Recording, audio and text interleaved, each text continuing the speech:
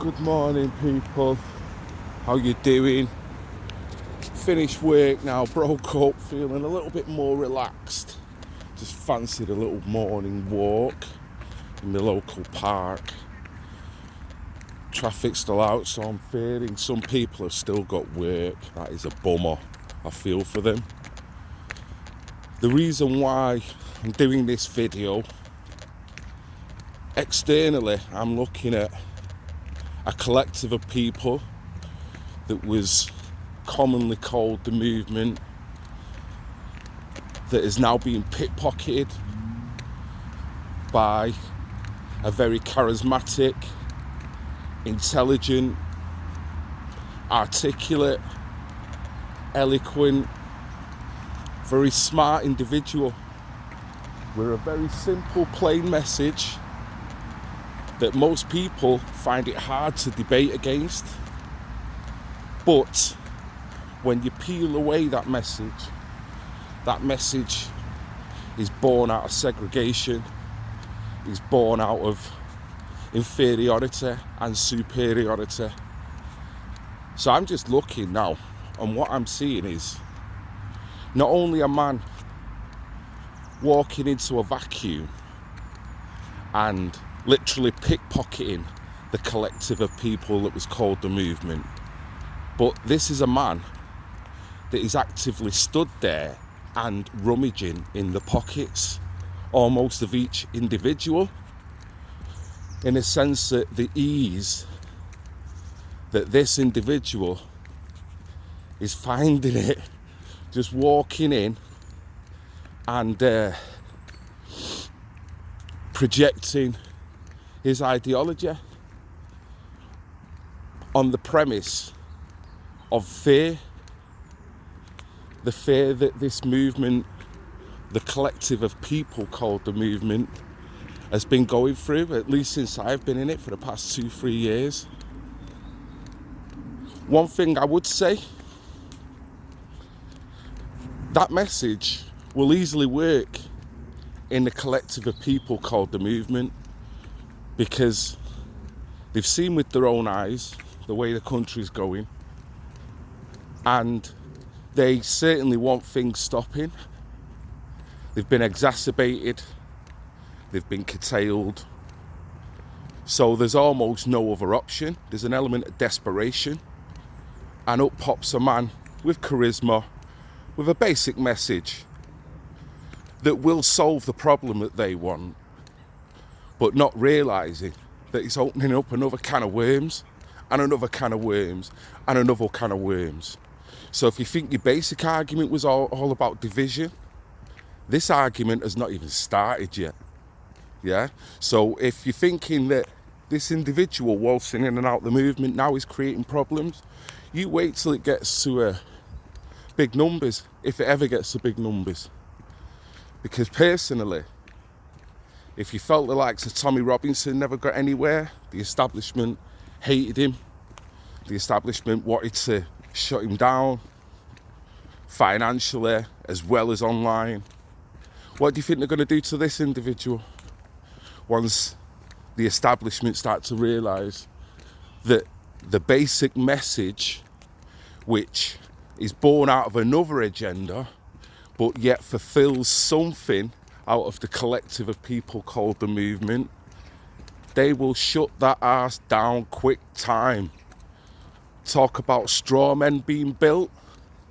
If you felt you were being castigated before, you most certainly will be castigated then, because the ideology is born out of, same again, segregation of people, inferiority and superiority. We're all equal, we're all human beings. We're being kind of pigeonholed into our little compartments, and superiority and inferiority games are being played. The one thing I will say, last thing, I've always likened, when I look at racism, it's a false construct. And I've always said this before. I'd like to think that in a maternity ward, you've got a row of 3, 4, maybe 5 babies. Each one of them ethnically different as for the parents, the genes, the descent, the heritage. In whatever way, whatever colour, whatever region. It's irrelevant. At that point, they've got no concept of race. They've got a concept of being a human being, a sentient human being that is suddenly being born into this world that lives and breathes.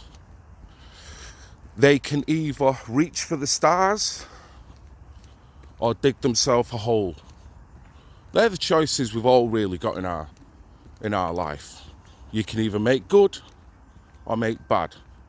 Sometimes you get some bad cards dealt, but you try and do the best by it.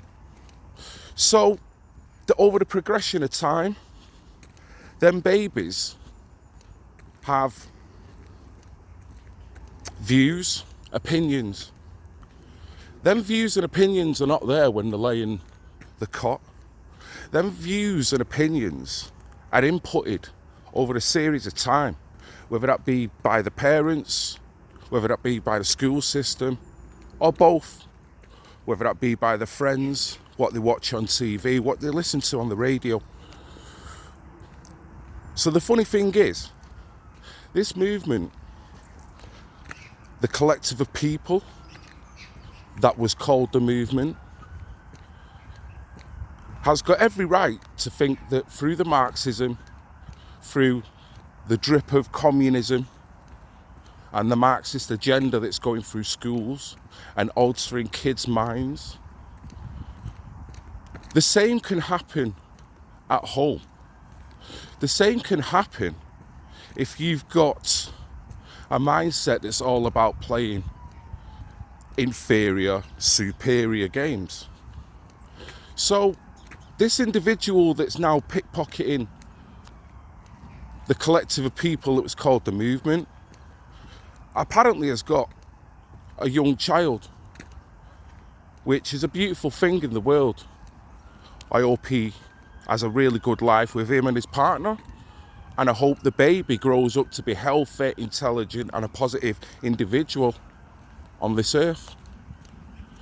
I also hope that as this baby grows up, the information that is inputted to this baby doesn't make this baby grow up to want to play the inferior, superior game. That's my fear. I believe that children are our future. So at this moment, this baby is a blank canvas. What kind of painting is it going to end up being?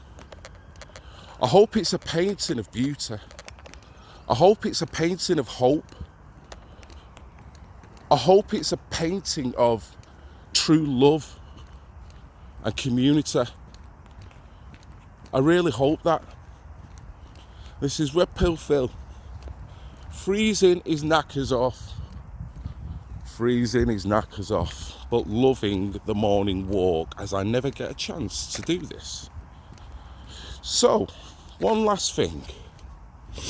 This individual who's raiding the pockets of the collective of people that was called the movement, get out the echo chamber.